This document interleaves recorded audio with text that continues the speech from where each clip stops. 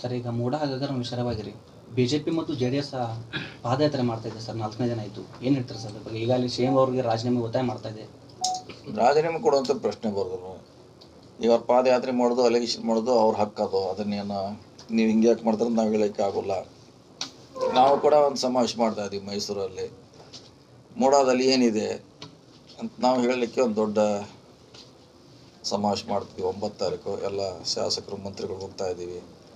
So ಅದರಲ್ಲಿ ಏನಾಗಿದೆ ಏನಾಗಿಲ್ಲ ಅನ್ನೋದನ್ನು ಇಡೀ ರಾಜ್ಯದ ಜನತೆಗೆ ತಿಳಿಸ್ಲಿಕ್ಕೆ ಒಂದು ಸಮಾವೇಶ ಮಾಡ್ತೀವಿ. ಅಲ್ಲಿ ಅದಕ್ಕೆ ಸರಿಯಾದ ಉತ್ತರ ನಮ್ಮ ಮುಖ್ಯಮಂತ್ರಿಗಳು ತಜ್ಞರು ಕೊಡ್ತಾರೆ. ಸರ್, ಈಗ ಮೂಡ ಹಗರಣ ವಿಚಾರವಾಗಿರಿ ಬಿಜೆಪಿ ಮತ್ತು ಜೆಡಿಎಸ್ ಪಾದಯಾತ್ರೆ ಮಾಡ್ತಾ ಇದೆ ಸರ್. 4ನೇ ದಿನ ಆಯಿತು. ಏನು ಹೇಳ್ತಾರೆ ಸರ್ ಅದ್ರ ಬಗ್ಗೆ? ಈಗಾಗಲೇ ಶೇಮ್ ಅವ್ರಿಗೆ ರಾಜೀನಾಮೆ ಒತ್ತಾಯ ಮಾಡ್ತಾ ಇದೆ. ರಾಜೀನಾಮೆ ಕೊಡುವಂಥ ಪ್ರಶ್ನೆ ಬರೋದಿಲ್ಲ. ಈಗ ಅವ್ರು ಪಾದಯಾತ್ರೆ ಮಾಡೋದು, ಅಲಿಗೇಷನ್ ಮಾಡೋದು ಅವ್ರ ಹಕ್ಕದು. ಅದನ್ನೇನು ನೀವು ಹಿಂಗೆ ಯಾಕೆ ಮಾಡ್ತಾರೆ ನಾವು ಹೇಳೋಕ್ಕೆ ಆಗೋಲ್ಲ. ನಾವು ಕೂಡ ಒಂದು ಸಮಾವೇಶ ಮಾಡ್ತಾ ಇದ್ದೀವಿ ಮೈಸೂರಲ್ಲಿ.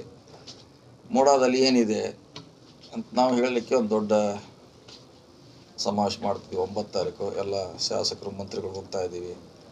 ಸೊ ಅದರಲ್ಲಿ ಏನಾಗಿದೆ ಏನಾಗಿಲ್ಲ ಅನ್ನೋದನ್ನು ಇಡೀ ರಾಜ್ಯದ ಜನತೆಗೆ ತಿಳಿಸ್ಲಿಕ್ಕೆ ಒಂದು ಸಮಾವೇಶ ಮಾಡ್ತೀವಿ. ಅಲ್ಲಿ ಅದಕ್ಕೆ ಸರಿಯಾದ ಉತ್ತರ ನಮ್ಮ ಮುಖ್ಯಮಂತ್ರಿಗಳು ತಜ್ಞರು ಕೊಡ್ತಾರೆ.